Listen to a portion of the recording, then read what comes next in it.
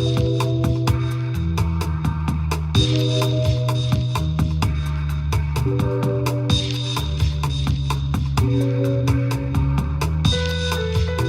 I'm Morgan Peckma. Today on City and State TV, our guest is Jodie Holtzman. He is the Senior Vice President of Thought Leadership at AARP, here to talk to us about the new report released by AARP New York.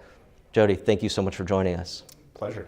Can you please talk about this report about baby boomers in New York State? So we conducted a report about a year and a half ago, looking at something we called the longevity economy.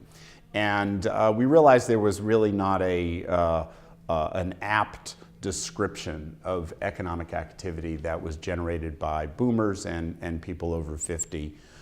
So we hired a economic consulting firm, Oxford Economics, which is works extensively in the private sector for S&P 500 companies. And we asked them, we said, look, we know people over 50 spend a lot of money, but if you were to envision that activity as a standalone economy, how large is it? What is its GDP? And what they came back with was that it was the third largest economy in the world, $7.1 trillion. Generating all sorts of jobs and taxes and all sorts of good things for the economy and for society. We've now taken that study and asked them to now take a look at all 50 states, as well as Washington, D.C. And the first state cut that they've done is New York. And here too, the same pattern holds. You have a percentage of the population, people over 50 in New York State, that only represent 34% of the population, but have a positive, outsized, impact on the economy. So, it generates a GDP of close to $6 billion, which is almost half of the New York State GDP. And Jodie, we just completed our City and State AARP New York forum about this report. And in your opening remarks, you pointed out that baby boomers have been miscast as a drain upon our society as opposed to a boon. You said that there is a lot of fear-mongering, the sense that the doom and gloom, now that the baby boomers are of age, that they're going to be sapping or taking away from the economy. But you have reframed it as an opportunity. Can you talk about that?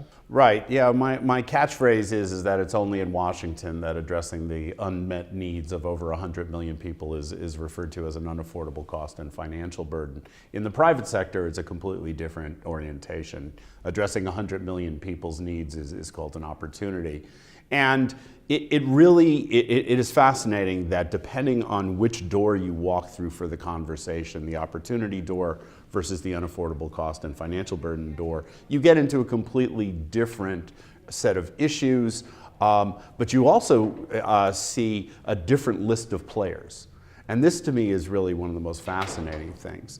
So first of all, there is an amazing amount of innovation, startup activity, investment by venture capitalists, by private equity funds that are recognizing the opportunity presented by this demographic wave. And we just did a session in San Diego earlier this week. We talked about surfing the demographic wave.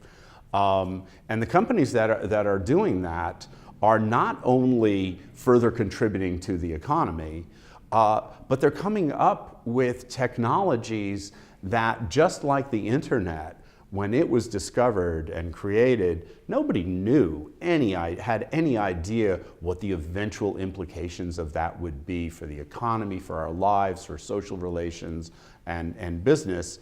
And the same kinds of things are happening now in the technological innovations that are occurring, targeting older people. We don't know what the impacts of things like voice recognition and facial recognition and kind of getting to that future of Star Trek where you just kind of speak into the air and you say, "Computer, give me my Earl Grey tea," and it appears. I mean, these types of things are really happening, and there is a lot of activity focused on boomers.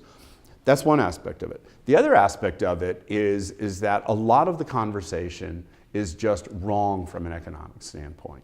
One is that there's this fear-mongering, as you said, about this growing population. Well, the fact is that growing populations are a core, essential necessity for a growing economy. So it's almost like these folks who are complaining about a growing population are implicitly suggesting, no, we should have a shrinking population. Well, you're not going to have a growing economy with that. So right there, that's one of the issues. But the other issues is that this is a percentage of the population that just has a positive outsized, impact across, consumer spending, across healthcare spending, across innovation, startups. 14% in New York, 14% of working folks over 50 are entrepreneurs. It's only 9% for people younger than 50. Well, that's huge potential. That is giving back. That's contributions. Those are taxes that are generated that go to the general fund that benefits people of every generation. Yeah, I was taken aback by that statistic about how there are more baby boomers who are creating startups than there are New Yorkers in their 20s. And quite to the contrary of baby boomers being a burden on the economy, actually largest contributors from a spending perspective to the economy. What are some other misconceptions about baby boomers that are skewing the conversation and misinforming the public? I think one of the biggest ones is in the workforce. And typically a lot of the conversation tries to pit generations against each other.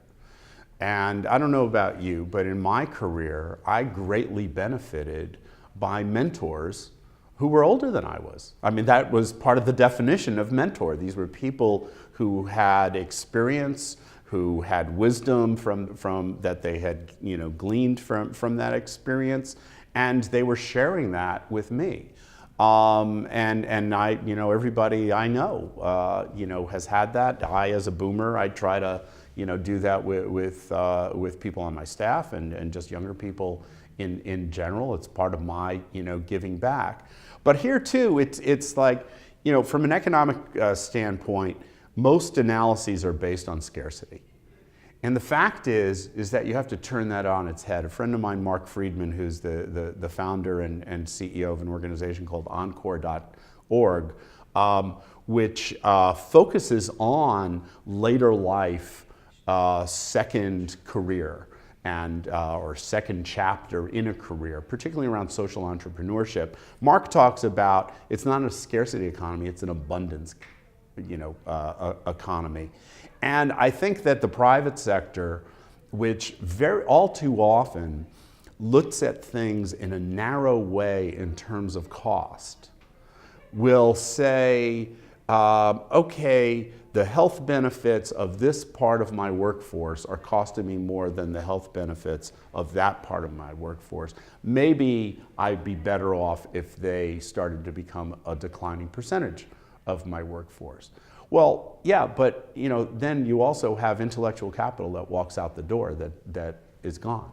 How do you ensure that that intellectual capital, institutional knowledge, is not only preserved, but is then recycled and taken to another level?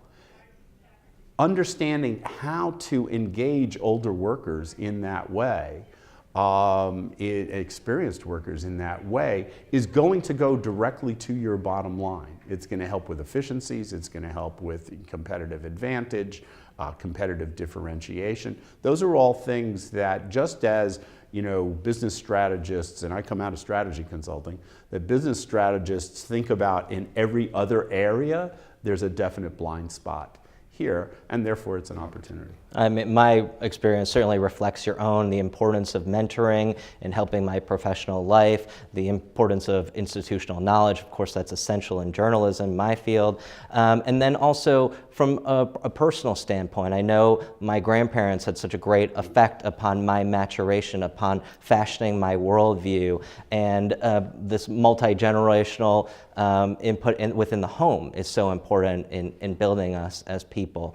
Talking about returning to the report, obviously you brought a lot of really staggering and important statistics to the fore in the findings of this report. But what is the objective of the report? What is it that AARP New York hopes to achieve through bringing this to light? The big objective is to really change the very conversation about aging. And as I said before, in Washington, but also in state houses, and increasingly, in the talking heads on TV, there are these, claimed economic truths that people just let go by, and rather than question. And the fact is that they really rest on very faulty economic assumptions and just faulty reasoning, once you start to peel away the onion.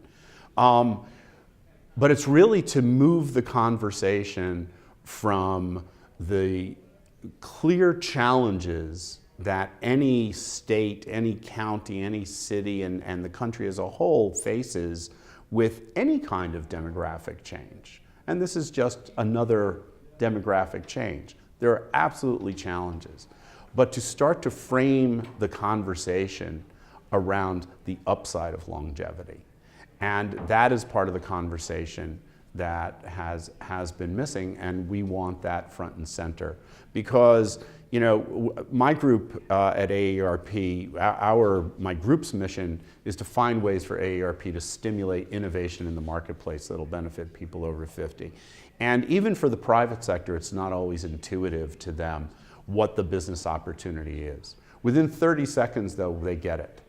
And then they're looking at numbers, they're looking at dollars, they're looking at top line, bottom line, and they're also starting to think innovatively. And the entire policy realm has to start to do that, think creatively, but also to just kind of say, okay, if we were to pose this question from the perspective of the upside, the perspective of the opportunity, how would that conversation be different? And that's the conversation we want folks to have. Well, this is certainly a fascinating report. I urge our viewers to go to AARP NY's website to check it out, and also to go to City and State NY's website to see the live stream of our forum today. Jodie Holtzman, Senior Vice President of Thought Leadership for AARP, thank you so much for joining us today. Thank you very much for having me.